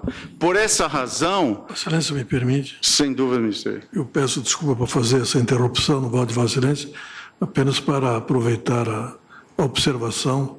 Eu quero esclarecer que concordo plenamente com essa observação de Vossa Excelência, que até me parece bem compatível com o meu voto, que defende que se trata de um regime estatutário, de modo que a conformação desse regime se dá justamente pelo legislador ordinário. Nada impede, portanto, que é isso que Vossa Excelência está dizendo, que o legislador ordinário venha a consagrar essa possibilidade. Então, estamos... Presidente, então também eu... também em relação ao meu voto não há divergência, porque o meu voto eu proponho que se devolva a matéria ao Congresso para que em 180 dias a regulamente. Caso não o faça, aí sim se aplica a solução que eu proponho. De modo que também eu acho que esse é um espaço de conformação legislativa. A única diferença entre mim e a posição do ministro Theori é que ele entende que é possível cobrar a contribuição previdenciária sem que isto reverta em qualquer benefício. E a minha posição é, se cobra a contribuição previdenciária, é preciso que haja a contrapartida de algum benefício, nem que seja, mas eu acho que não posso fazer isso sem lei, a devolução de 50% da contribuição previdenciária recolhida. Portanto, 50% a União pode embolsar, em nome da solidariedade, mas os outros 50% têm que devolver, como antes se fazia pelo mecanismo de pecúlio. Mas achei que isso era ir longe demais, embora seja uma ideia razoável. Portanto, cabe ao legislador fazer. Mas eu acho que o legislador tem que colocar alguma coisa no lugar do benefício correspondente à contribuição previdenciária do período a maior, sob pena de se cobrar uma contribuição que, a meu ver, é um tributo vinculado, sem oferecer nenhum tipo de benefício. Sem uma justificativa, pelo menos para mim, também penso para Vossa Excelência, socialmente aceitável. E salvo arrecadar. Sim, sim.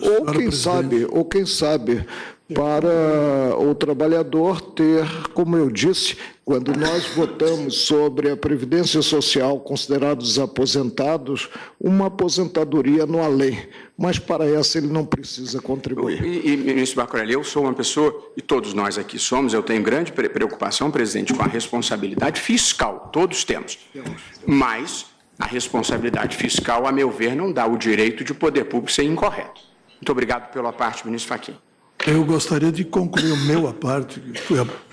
Vossa Excelência estava com a palavra, permitida pelo ministro Fachin. Esclarecer o meu voto. Pois não, Vossa Excelência estava com a palavra. Eu concordo plenamente com o ministro Fachin de que, por se tratar de um regime estatutário, institucional e não contratual e comutativo, nada impede que o legislador dê uma conformação diferente, inclusive reconhecendo esse benefício. Oxalá até cheguemos um dia em que o legislador aumente as benesses para os aposentados.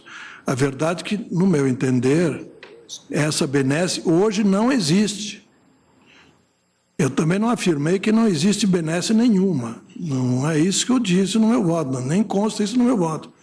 O que eu disse no meu voto é que a lei hoje reconhece alguns benefícios, módicos benefícios, mas reconhece alguns benefícios, e que a legislação, quando extinguiu os pecúlios e limitou os benefícios a esses benefícios que estão no artigo 18, parágrafo 2º, ela também operou uma outra modificação importante, que é direcionar as contribuições não para a previdência social, mas para a seguridade social. Está expresso. É isso que eu queria dizer, ministro Fachin, para dizer que adiro a essa afirmação de Vossa Excelência. Concluiu? Concluiu? O ministro Fachin me concede um breve à parte? Sem dúvida. Eu penso exatamente da forma como Vossa Excelência. A matéria deve ser provida pelo legislador, mas o legislador tem que dar algum benefício com seriedade correspondente à contribuição. E eu acho que dar salário-família para quem está se aposentando não é um benefício, é uma piada, porque, evidentemente, já, como regra geral, não está em fase de procriação. Portanto, eu entendo que tem que ser um benefício verdadeiro. Piada maior é o auxílio-reclusão. Pois é. Você tem que cometer um crime para receber o benefício. Portanto, eu acho que tem que haver uma contrapartida com um mínimo de seriedade. Mas eu concordo que cabe ao legislador também. Muito obrigado.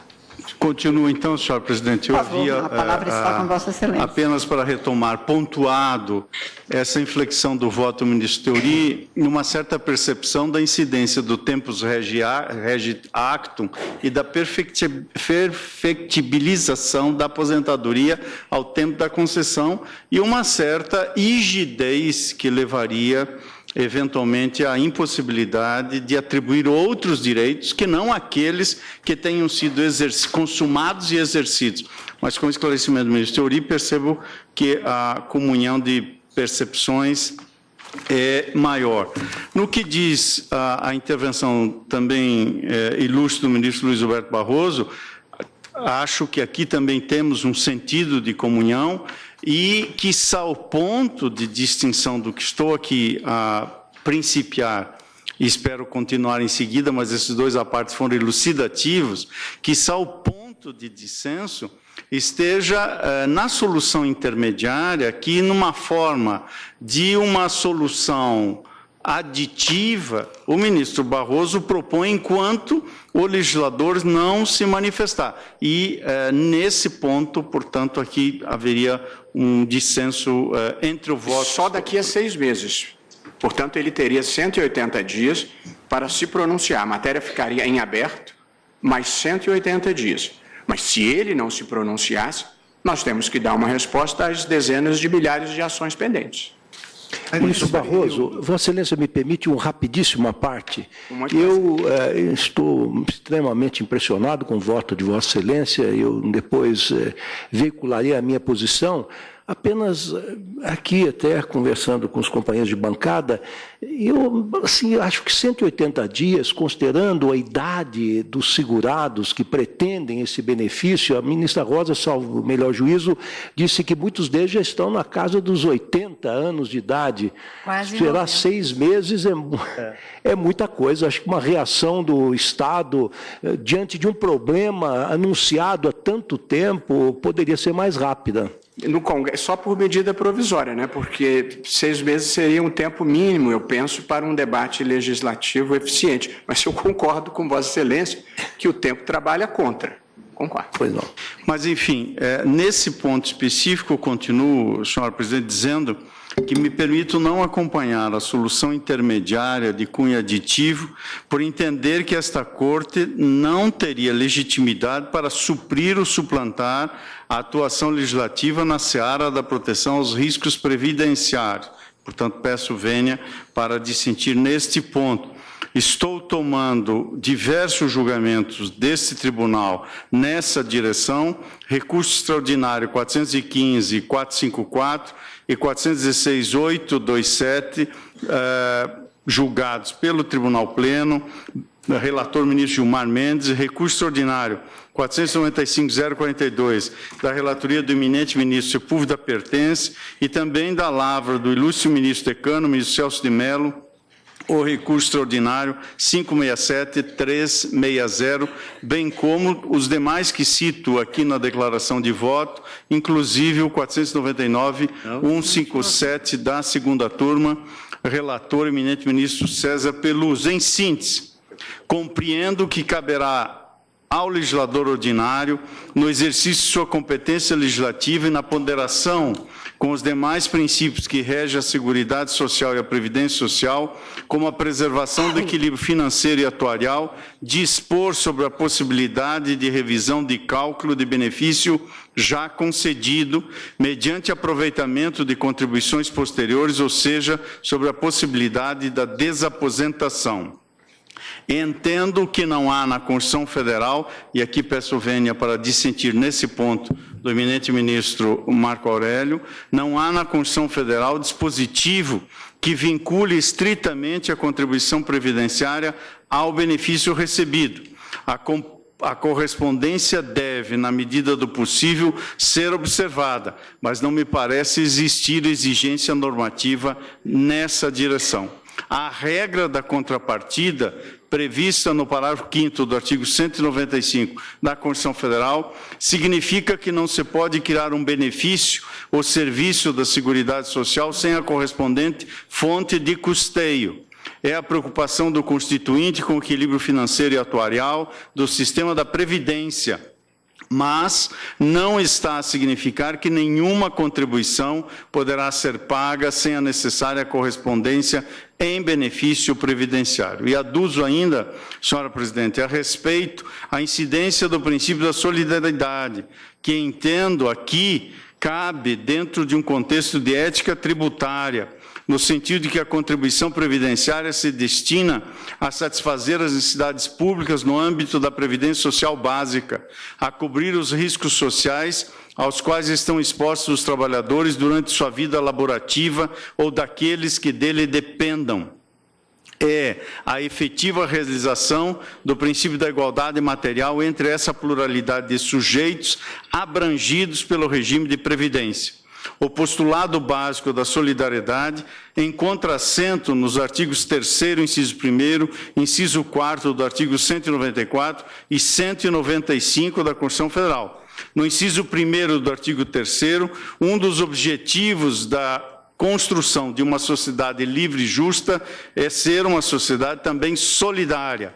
E como objetivo da República, a solidariedade deve ser reconhecido algum grau de eficácia imediata, podendo atuar, portanto, como vetor interpretativo da ordem jurídica como um todo, nos termos em que escreveu o professor Daniel Sarmento. Já o artigo 194 dispõe que a Seguridade Social compreende um conjunto integrado de ações de iniciativa dos poderes públicos e de toda a sociedade, e especificamente no inciso 6º do parágrafo único, traz a previsão quanto à diversidade da base de financiamento. E, por fim, o caput do artigo 195 revela de forma ainda mais evidente o princípio estrutural da solidariedade ao estabelecer que a Seguridade será financiada por toda a sociedade de forma direta e indireta. A propósito, o professor Fábio Conder Comparato ensina que o fundamento ético desse princípio encontra-se na ideia de justiça distributiva, entendida como a necessária compensação de bens e vantagens entre classes sociais com a socialização dos riscos normais da existência humana. E é assim que, em meu ver, o Supremo, ao julgar a ação direta de constitucionalidade 3.105 da relatoria para acordo do eminente ministro César Peluso, reconheceu que o princípio da solidariedade, aliado aos princípios do equilíbrio financeiro e atuarial e aos objetivos constitucionais da universalidade, equidade na forma de participação no custeio e diversidade da base de financiamento, justifica a tributação dos proventos de aposentadoria dos servidores públicos, ainda que essa contribuição previdenciária por eles vertida não reverta em qualquer espécie de benefício futuro. Isso já decidiu este tribunal na ADI 3105. Há, portanto, previsão constitucional expressa no sentido que o financiamento da Seguridade Social deve ser arcado por toda a sociedade, o que está escrito na Constituição. A Constituição prevê ainda que a Seguridade Social será organizada com base nos princípios, dentre outros, da universalidade, da cobertura e do atendimento e na seletividade e distributividade na prestação dos benefícios e serviços. A universalidade da cobertura e do atendimento significa que as prestações previstas pelo sistema da Seguridade Social devem ser destinadas àqueles que dela necessitem, de forma que se revelar a mais abrangente. Essa universalidade se traduz no sistema de saúde e de assistência social, no atendimento das necessidades de todos os cidadãos, sem qualquer tipo de discriminação no atendimento. Em relação à Previdência, o sistema deve abranger os trabalhadores de todas as categorias profissionais e protegê-los da maior gama de riscos. Já o princípio da seletividade pressupõe, nas palavras de Marcelo Leonardo Tavares, a ponderação de critérios de atendimento pela necessidade, autorizando que prestações específicas de saúde, previdência e assistência social possam ser destinadas de forma diferenciada. Esse princípio, como assenta em sua obra Luiz Cláudio Flores da Cunha, o princípio da seletividade, é aquele que propicia ao legislador uma espécie de mandato específico, com o fim de estudar as maiores carências sociais em matéria de seguridade social e que, ao mesmo tempo, oportuniza que essas sejam priorizadas em relação às demais. É nesse contexto que entendo que o legislador constitucional, ao tratar especificamente da Previdência Social, dispôs no inciso 1º do artigo 201 que os riscos que necessariamente devem estar cobertos pelo regime geral são ali previstos, mas no caput desse dispositivo, atribuir ao legislador infraconstitucional a responsabilidade de eleger os critérios pelos quais os riscos seriam protegidos.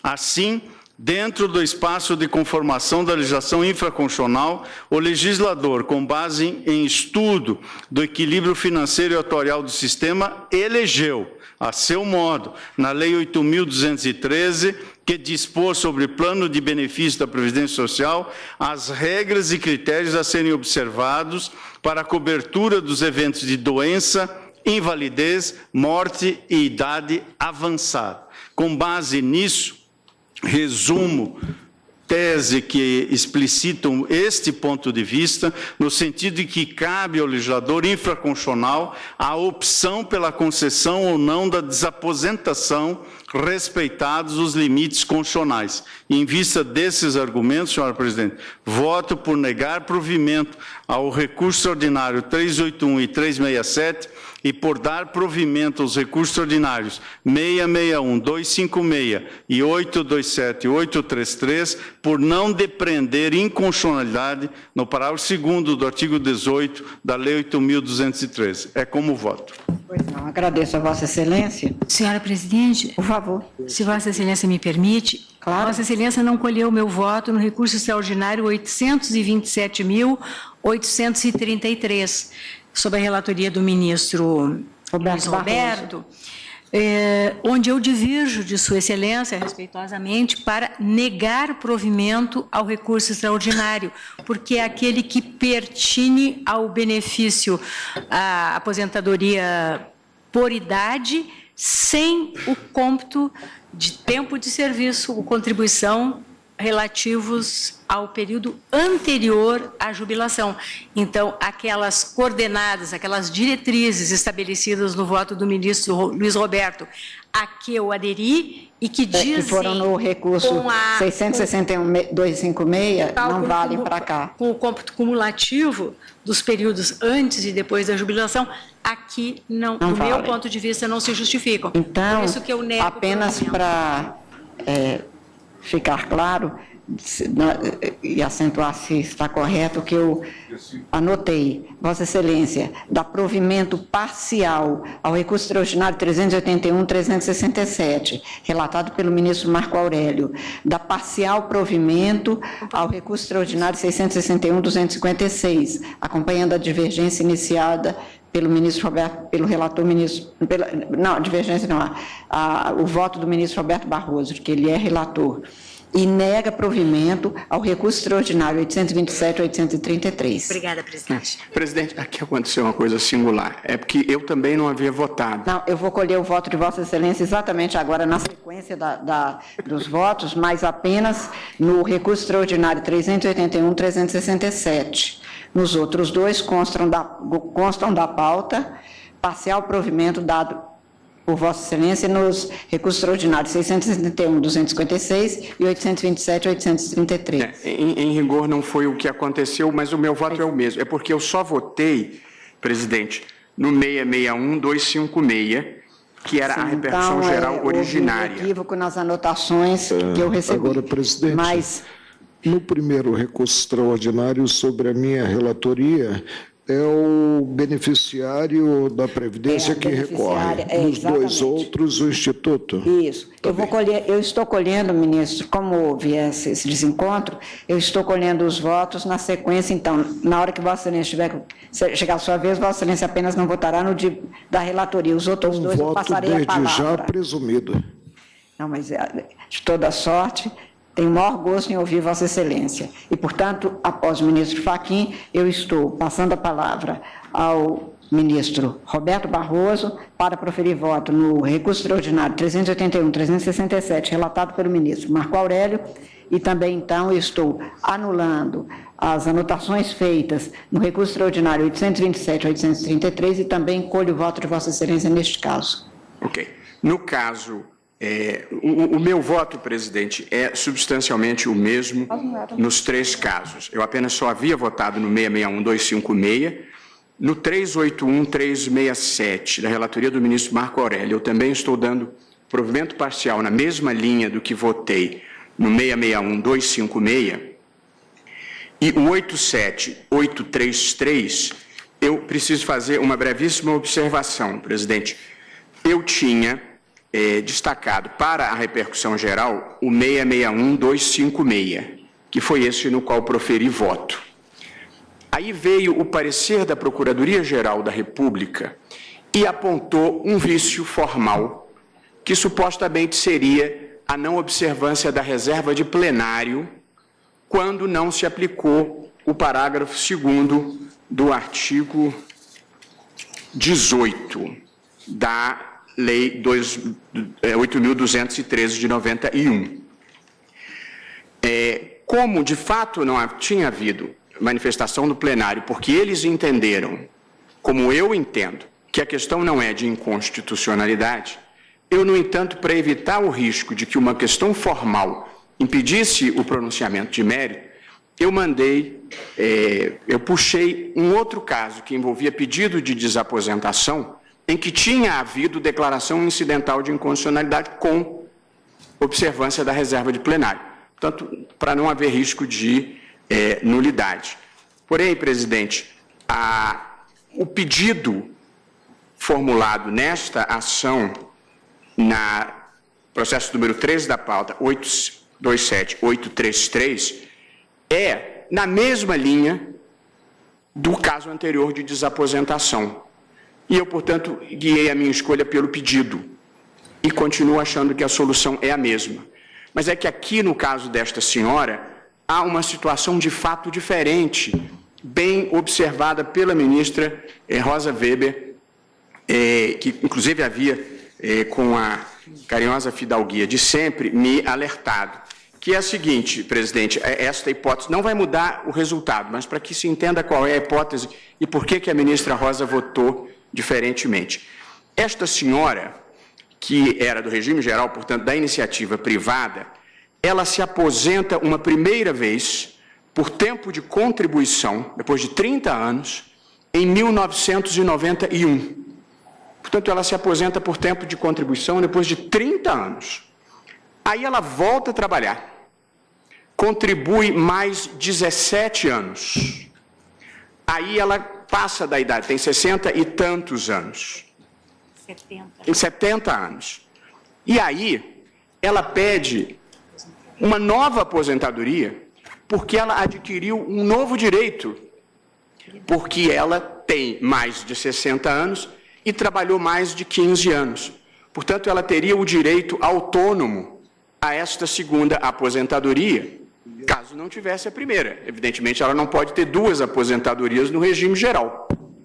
Todo mundo entende qual é a hipótese. Portanto, ela passou a ter direito autônomo a duas aposentadorias. A segunda seria pela idade. A segunda seria pela idade mais os 15 anos, na verdade, 17 anos de trabalho.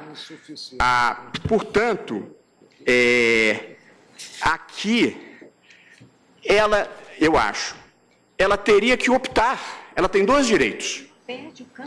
Ela pode optar pela primeira, que ela já tem, ou pode optar pela segunda. Mas o que ela pediu? Por isso que eu pedi os autos físicos. Esse aqui é antigo, é de autos físicos. O pedido dela ela pede concessão de tutela para o cancelamento da aposentadoria por tempo de contribuição. Portanto, ela pede para cancelar a primeira aposentadoria e a imediata concessão do benefício de aposentadoria por idade. Portanto, parece que ela está optando pela segunda. Depois ela diz, tendo por base todas as contribuições vertidas pela Previdência Social, inclusive os de contagem recíproca nos termos. Portanto, ela quer optar pela segunda, mas quer contar o tempo inteiro, os 47 anos. Logrou êxito no... Não. Logrou êxito na origem. Na origem considerou... quer dizer, a minha decisão aqui tem que aplicar a ela ou o direito de escolha, por uma ou outra, ou, se ela quiser fazer o cômputo somado, tem que aplicar o meu critério. Como pode ser que o meu critério não prevaleça, eu acho que tem que prevalecer o critério da escolha, mas o pedido dela é a contagem de todo o prazo. E aí eu acho que todo o prazo não pode contar. E aí teria que aplicar as regras. Seria o efeito econômico-financeiro dessa contagem de todo o período? Seria justamente chegar à conclusão de meu voto? Olha aqui, conceder à parte autora novo benefício da aposentadoria por idade, com base em toda a sua contribuição vertida para a Previdência Social. Portanto, o que ela quer mesmo é uma nova aposentadoria, que é a segunda por idade, contando todo o prazo de contribuição. Uma segunda aposentadoria. É. Por isso, esse pedido eu indeferi, embora eu acho que ela tenha o direito de escolha. Pois não, ministra Rosa. Só para esclarecer, ministro Luiz Roberto, que não foi o que foi deferido. E eu, com todo respeito a Vossa Excelência, a inicial é muito longa, mas isso fica bem explicitado. Tanto é que o juiz de primeiro grau, ele indefere, é uma sentença de improcedência, dizendo que ela estava pretendendo todo o tempo. Ela entra com embargos de declaração, a que ele rejeita, mas o Tribunal Regional Federal da 4ª Região, ao exame da apelação, diz com todas as letras que não, que o que ela quer é o tempo subsequente apenas. E veja bem o que retomando o julgamento da causa, o que aconteceu lá? A 5ª turma suscitou um incidente de inconstitucionalidade.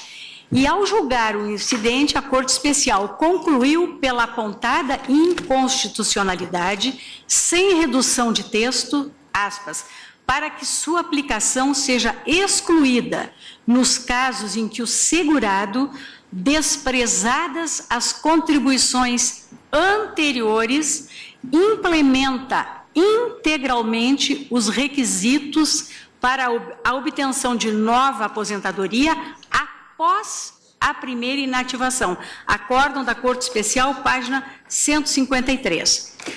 Digo, a seguir, ministro Luiz Roberto, retomado o julgamento da causa, aí é nas folhas 244 verso, a 5ª turma do TRF decidiu, aspas, solver a questão de ordem para, complementando o julgamento anterior, dar provimento à apelação nos termos do relatório verbis, aspas, tendo em conta a decisão da Corte Especial, folha 195/226, na qual o parágrafo 2º do artigo 18 da Lei 82/13 foi declarado inconstitucional, em casos como o do presente processo, deve ser reformada a sentença que julgou improcedente o pedido, condenando o INSS a, aspas, conceder o benefício de aposentadoria por idade à autora a contar da data do requerimento administrativo,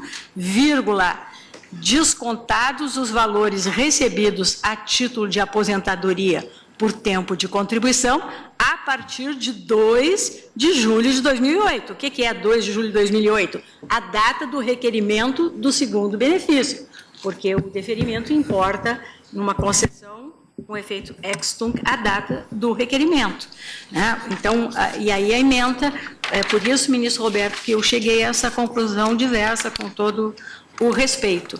Né? Nós não temos posição diversa.